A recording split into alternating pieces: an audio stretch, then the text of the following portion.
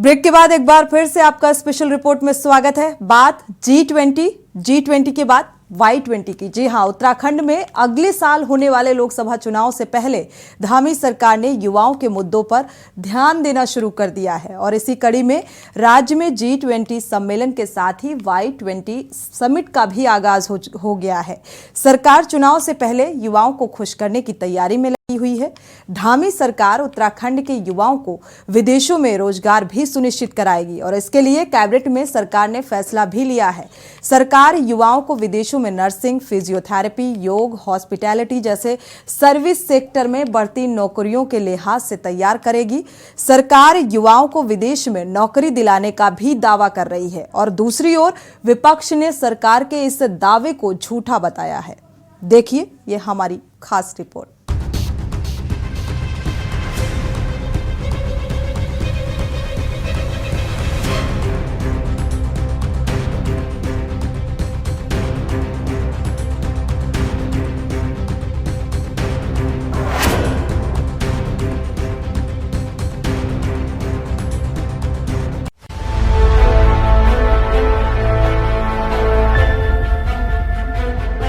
2024 के लोकसभा चुनाव से पहले उत्तराखंड सरकार ने युवाओं के मुद्दों पर ध्यान देना शुरू कर दिया है और इसी कड़ी में राज्य में G20 सम्मेलन के साथ ही Y20 समिट का भी आगाज हो गया है। सरकार चुनाव से पहले युवाओं को खुश करने की तैयारी में लगी हुई है। वहीं धामी सरकार उत्तराखंड के युवाओं को विदेशों में रोजगार भी सुनिश्चित कराएंगे। इसके लिए कैबिनेट में सरकार ने फैसला भी लिया है। सरकार युवाओं को विदेशों में नर्सिंग, फिजियोथेरेपी, योग, हॉस्पिटैलिटी जैसे सर्विस सेक्टर में बढ़ती नौकरियों के लिहाज से तैयार करेंगी। युवाओं को स्किल डेवलपमेंट की ट्रेनिंग देने के साथ ही विदेशी भाषाएं भी सिखाई जाएंगी। ट्रेनिंग और विदेश जाने में होने वाले खर्च भी सरकार की ओर से सहायता दी जाएगी।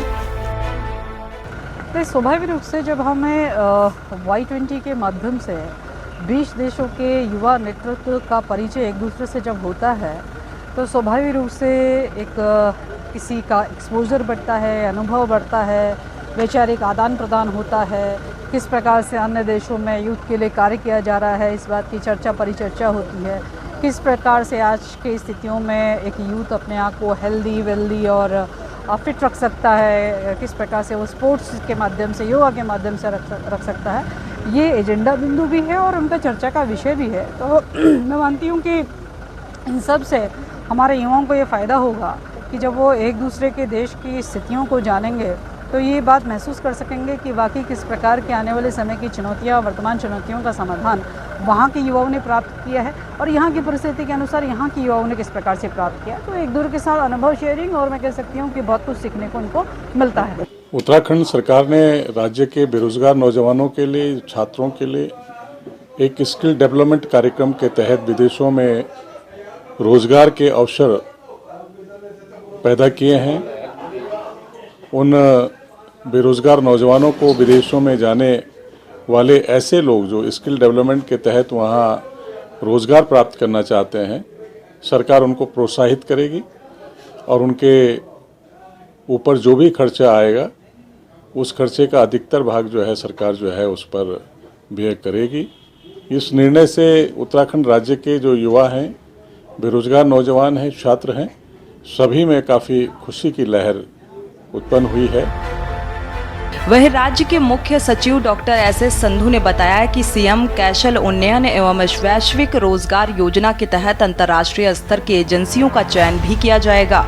ये एजेंसियां न सिर्फ युवाओं को ट्रेनिंग देंगी बल्कि उनके लिए रोजगार भी सुनिश्चित कराएंगी। एक तरफ जहां सरकार युवाओं को विदेश में नौकरी दिलाने का दावा कर रही है तो दूसरी ओर विपक्ष ने सरकार के इस दावे को झूठा बताया है। विपक्ष का कहना है कि चुनाव से पहले सरकार बेरोजगार युवाओं को सपने दिखाने का प्रयास कर रही है। निश्चित रूप से ये एक ऐसा सपना धामी जी दिखा रहे हैं युवाओं को जो वो उत्तराखंड में तो पूरा कर नहीं पाए। और कहीं एक और तो आप यहाँ की जो हमारे आयोग है, चाहे वो अधीनस्थ सेवा चयन आयोग हो, चाहे लोक सेवा आयोग हो, उस पर से जो भरोसा उठ गया है युवाओं का, उस पर पुनर्स्थापित उस विश्वास को करवा नहीं पा रहे हैं। आप भ्रष्टाचार पर और घोटालों पर अंकुश लगा नहीं पा रहे हैं और सपना दिखा रहे हैं विदेश में नौकरी देने का। वहीं दूसरी ओर आप पलायन को रोकने की बात करते हैं। आप कह रहे हैं लगातार प्रदेश से पलायन हो रहा है, या जो हमारे ग्रामीण क्षेत्र हैं वहां से पलायन हो रहा है, लेकिन अब तो पलायन आप करने के लिए प्रेरित कर रहे हैं युवाओं को, यानी कि ब्रेन ड्रेन जिसको कहते हैं। यहाँ का जितना अच्छा दिमाग है आप विदेश भेज देंगे तो उत्तराखंड के पास क्या बचेगा? ऐसा है कि ये जो धामी सरकार द्वारा ये कहा गया है कि युवाओं को विदेशों में नौकरी लगवाएंगे, तो ये भारतीय जनता पार्टी का एक नया जुमला है जो वो प्रदेश के युवाओं को देने जा रही है। और कहीं ना कहीं इस जुमले के द्वारा युवाओं को भटकाने का प्रयास किया जा रहा है। उनके जो भविष्य है उनको अंधकार में धकेलने का काम किया जा रहा है।